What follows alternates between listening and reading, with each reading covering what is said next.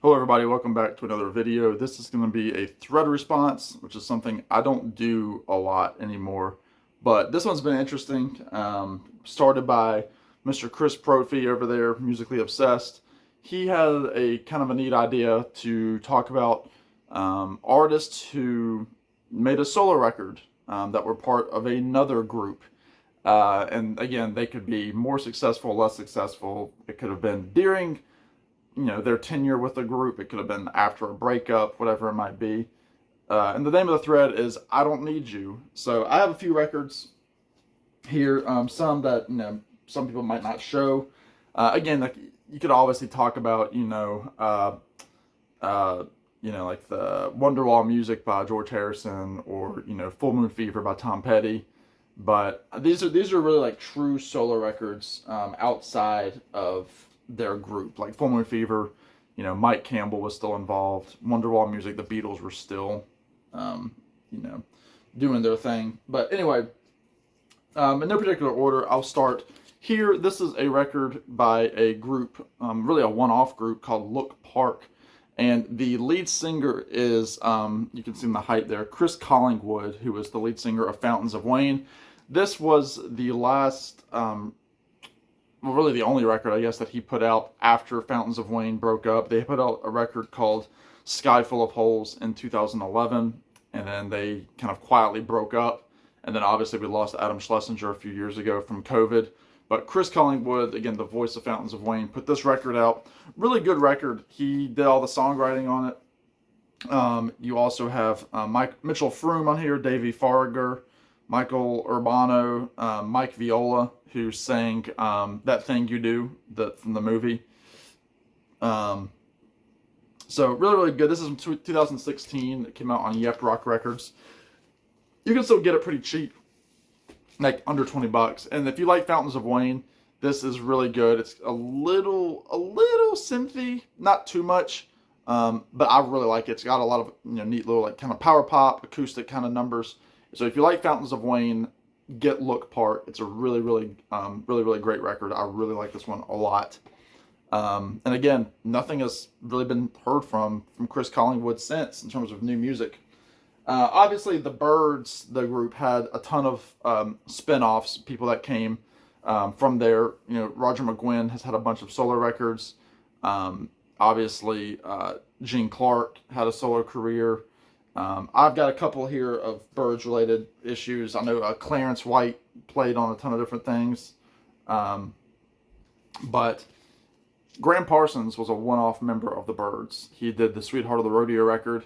This is probably his biggest record, called Grievous Angel. I believe it was posthumous from 1973. It's considered his second record on Reprise Records. That really cool Steamboat Reprise. It's essentially a duets album with Emmylou Harris. She's all over this, as is Herb Peterson, Al Perkins, Bernie Ledden from the Eagles is on here. So a lot of big names on here. Linda Ronstadt is also a guest singer on a track. But yeah, you have Return of the Grievous Angel, a Tom T. Hall song, I Can't Dance. Then you have like on the side two, the live in quotes medley, Cash on the Barrelhead, and then Grant Hickory Wind, which was the song he did with the Byrds. They did the Everly Brothers tune Love Hurts by Boudleaux Bryant. So really good record. Graham Parsons from the Byrds could have definitely had a bigger career had he lived to see it. And somebody else that had a big career after the Byrds was this guy right here in the yellow jacket, little buckskin jacket. That is Mr. Chris Hillman, the aforementioned Herb Peterson, John Jorgensen over here. Created the Desert Rose Band. They were kind of a country rock group in the 80s and early 90s. This had the big hit for them, She Don't Love Nobody, which was written by John Hyatt. They do a bunch of Chris Hillman tunes. Just a really solid country rock record. They have Steve Duncan is also on this record on drums. And if you're interested in such things, because it's the vinyl community, other than the fact that there's a price tag on the record, that is a promotional stamp copy. So Desert Rose Band, there were a bunch of those records, and Chris also had some solo records as well. Um, this is a big one here. This guy, Paul Simon, obviously huge with Simon and Garfunkel, had his own career with that. Tons of hits just in Simon and Garfunkel. Obviously would break away and become even more successful on his own. This is my favorite record by him. This is the top 10 record, Graceland. Obviously, you have all sorts of other things. Still Crazy After All These Years. There Goes Rhymin' Simon, his self-titled. You have his most recent record, Seven Psalms.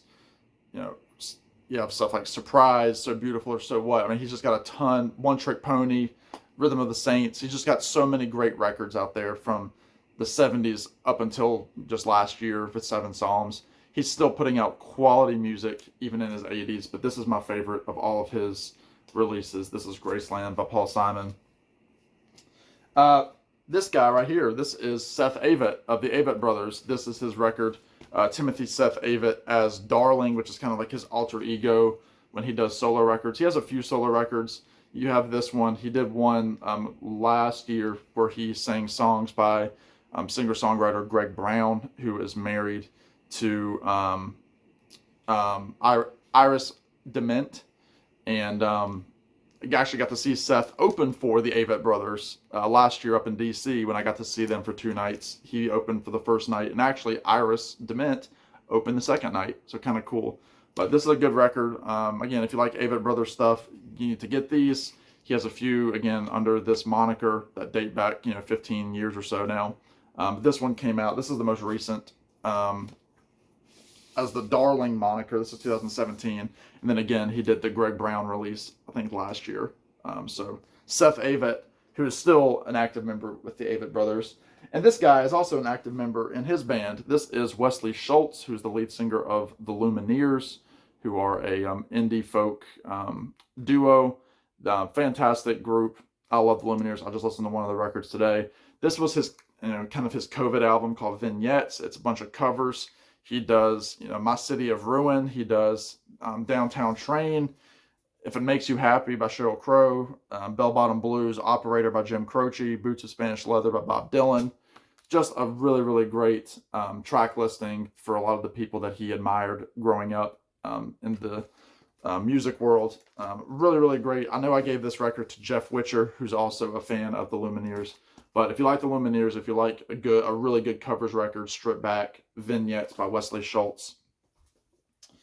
Again, it wouldn't be a Sam video without talking about the Monkees. This is the First National Band, which is technically the second record by Michael Nesmith, who is from the Monkees, after he bought out his contract. Again, a country rock group in the early 70s. They put out 3 records as the First National Band, and then Mike would go on to put out a bunch of other music. Wouldn't really have any involvement at all in the Monkees until they recorded their Just Us reunion record in the 90s, even though he would come up on stage with them a few times in the 80s for their 20th reunion tour for the Pull It album that came out. But I love Mike Nesmith. He's fantastic. He left the Monkees. Probably a great decision on his part. These records do not sell well, but they have a lasting influence. Same kind of quality as, a Graham Parsons record, Eagles, all that good stuff. So if you like that, check out the early Michael Nesmith records. This guy, who is much bigger than the band that he left, this is Jason Isbell. This is his breakthrough album, Southeastern, which this is the 10-year anniversary record, so it's a new cover with him being 10 years older. And, this was remastered, I believe. Really, really, really great record. This has the big hit on there called Cover Me Up. Stockholm, Traveling Alone, Elephant, Different Days. This is about his addiction. This is about overcoming his addiction. He was about to get married to his now ex-wife, Amanda Shires, who has a great career in her own right. She's a fiddle player. But this is, again, a fantastic introduction to Jason Isbell. He had put out a few records before this, but this was the one that really broke him as a songwriter. And again, left the Drive-By Truckers and is still going strong. Just put out a great record called Weather Vanes last year, which is fantastic. But Southeastern by Jason Isbell. And lastly, got to talk about this man right here. This is Brian Wilson. who's had a successful solo career post Beach Boys. This is That Lucky Old Sun, which might be my favorite Brian Wilson solo record. Very, very beautifully produced. Has a lot of, great people playing on it. It was his band who were members of the Wondermints, Van Dyke Parks, who obviously worked with Brian on these Smile sessions, is all over this record as well. It's kind of a love letter to California. Works as a concept record. Just a really, really solid piece. This came out in 2008, so we're already at 16 years old. But he has a bunch of other records I could have shown, and I really, really like this record. Check out the song "Good Kind of Love" to kind of get a taste of it. But obviously, it's based off of the track "That Lucky Old Sun," which kind of runs as a theme throughout the record. And yeah, I highly recommend That Lucky Old Sun, Brian Wilson. So there you go, Chris. There's a bunch of records for you, but maybe some that you've never heard of before. For anybody watching, you should check them out. Thank you, Chris, for coming up with the idea. Keep it coming. So in the meantime, y'all be good. Thank you all for subscribing. I've had a lot of new subscribers recently. Trying to get to 1,500 subscribers. That would be an awesome number to hit by the middle of the year here. It would be kind of cool.